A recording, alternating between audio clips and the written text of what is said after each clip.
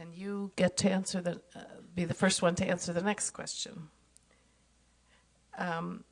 If you were on the council, which you were, of course, would you have voted for the Climate Action Plan? What do you think the city should be doing to address climate change? And what is your position on Proposition 23? Okay. I think I did vote for the Climate Action Plan, and I still would. I think we do need to have a strategic plan on driving a broader environmental footprint in town. And I think there are lots of different ways to do that. I think the Climate Action Plan helps. It's strategic on water use. It looks at different ways on our land use strategies, and I think it just provides us generally with a good guideline on how we can strategically look at really reducing our carbon footprint and becoming better citizens, environmentally speaking. I don't think it should take a precedent over a budget. I don't think it should drive our policy to the point where we're, dipping into our reserves when we can't afford it. So I think there are prioritizations, but I do believe it's a very important step forward for the city. As far as the Prop 23 goes, well, I am in supportive with the current 32, where we go forward with our environmental, and I think that, frankly, this is another attempt to undermine our environmental standards here in the state and some of the stuff that we've been able to do to move the state forward. So that's pretty clear and unambiguous. Thanks. Thank you. Mr. Bernstein. Excuse me.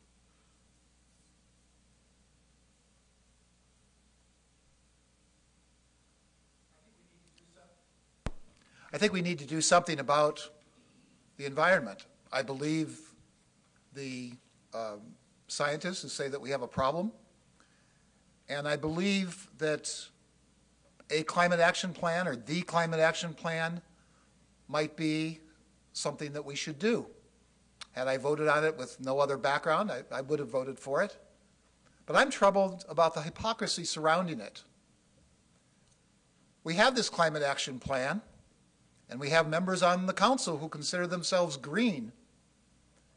And then they go ahead and approve the Gateway project, which worsens the greenhouse gases in Menlo Park.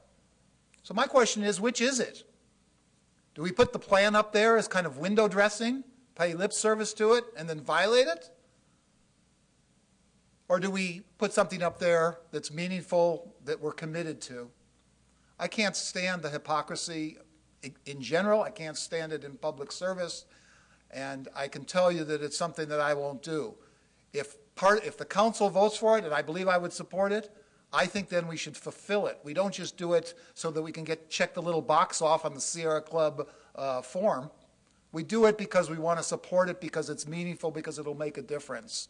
And I'm just appalled that the Sierra Club, for example, supports the Gateway project and supports the candidates who supported that project, because it's not green. It doesn't even promise to get LEED certification. They're going to make their best efforts.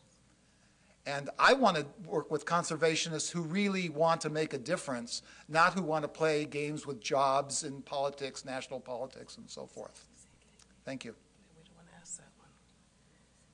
Okay, thank you. Let's see. That was Mr. Bernstein. Mr. Robinson, sorry. Okay, thank you. So, I was on council and fully support the Climate Action Plan.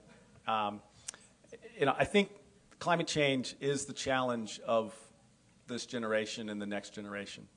The science is unambiguous, clear, and we need leaders at all levels of government, local, regional, state, federal, to work on this and be focused on this and help out and do something.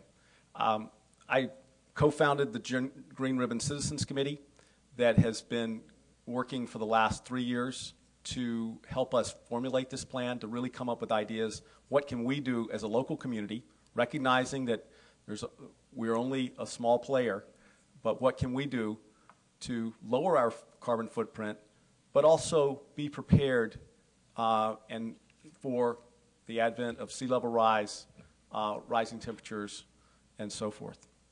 I mean, one of the things that I've been focused on quite a bit has been transit. 40% of the greenhouse gas emissions in the Bay Area are from single occupancy vehicles.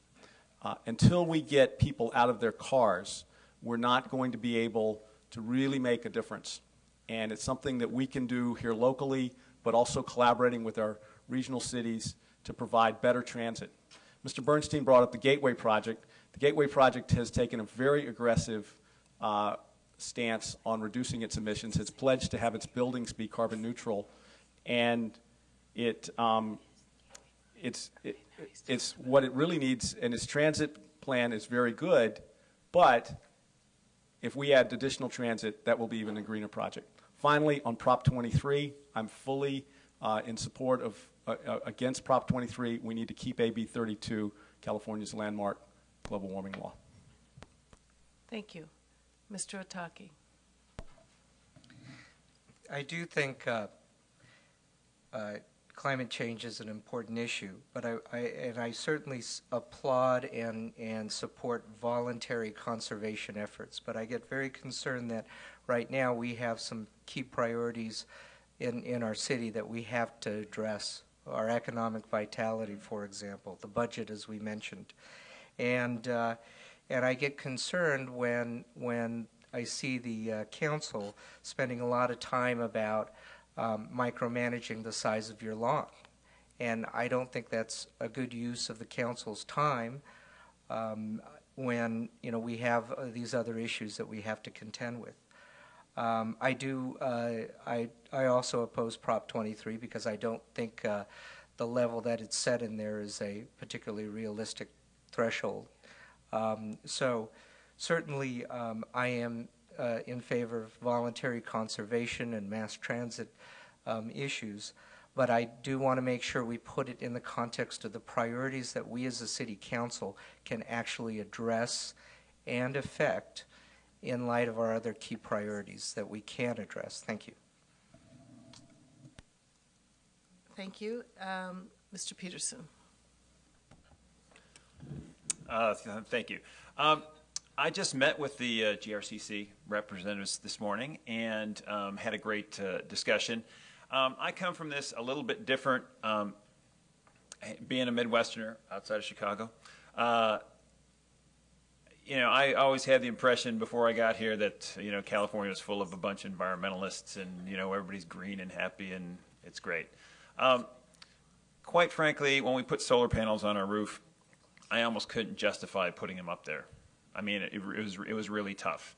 I can't justify under the current city codes and that sort of thing to actually put the kind of LED lighting in because it's too efficient.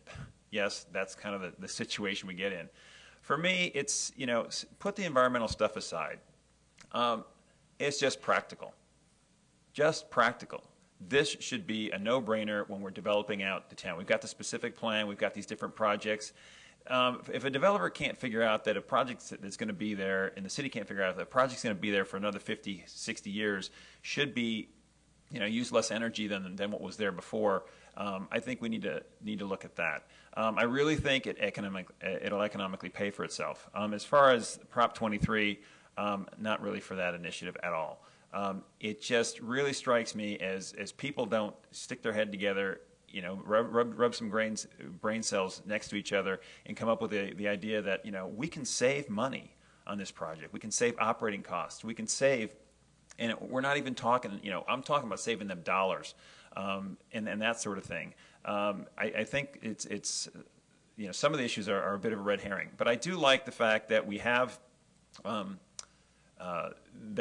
kind of template to sit there and say, let's make our development in the future something reasonable and energy efficient, because I think that pays us all back in spades. Thank you. And Ms. Keith. Yes, I would have been in support of the Climate Action Plan, and I think it's important. I also am voting no on Prop 23 and yes on Prop 32.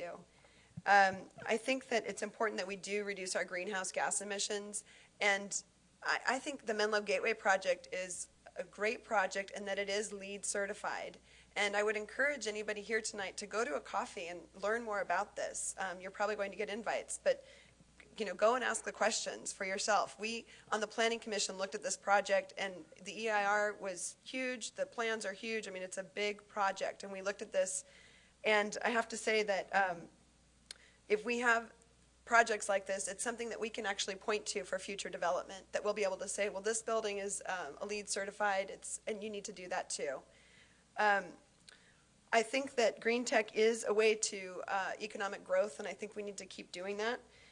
I also met with Mitch and Carol from the Green Ribbon Citizen Committee, and I look forward to working with them further on ideas that they have on how to work more with the Climate Action Plan. Thank you.